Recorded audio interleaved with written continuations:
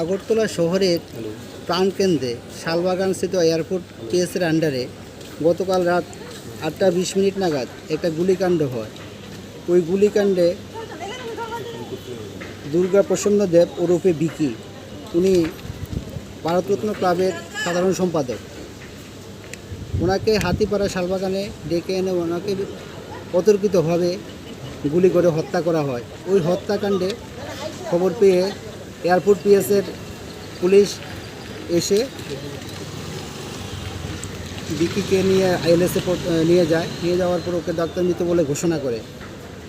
Airport PS এই ঘটনাচক্রে যে এফআইআর নিয়েছে, সুমুটো একটা এফআইআর নিয়েছে 37/2024 এবং সেকশন 8 দিয়েছে 302/120B IPC 27 আর্মস অ্যাক্টে।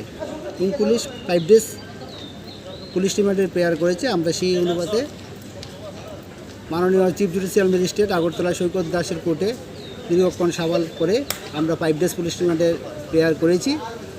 আদালত বিবেচনা করে কিছুক্ষণের মধ্যে আদেশ দেবেন এবং আমরা আদালতের কাছে এই বিচার আরও এই ঘটনাচক্রের সঙ্গে জড়িত আরও যারা মিসক্রিয়েন্ট জড়িত আছে ওদেরকে ধরার জন্য আদালত যাতে 5 days পুলিশ রিমান্ড প্রেয়ার আদেশ দেওয়া হবে করে সেটা আমরা প্রেয়ার করেছি। এখানে কি আর কেউ আছে জড়িত কিছু কি? এখানে ভিকটিমের ডিজিজের ওয়াইফ কমপ্লেন করেছেন অনেকের নামে। ওরা অনেকে জড়িত, এই ক্লাবের বিভিন্ন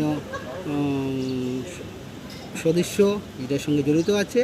সেই সদস্যদের নামে এফআইআর কমপ্লেন করেছে এবং এদের সঙ্গে আরও অনেকে জড়িত আছেন। সেই অনুপাতে আজকে এই জন্য পুলিশ রিমান্ড দেওয়া, ওই পুলিশ রিমান্ডের মোতাবেকে বেরিয়ে আসবে আর কারা জড়িত আছে।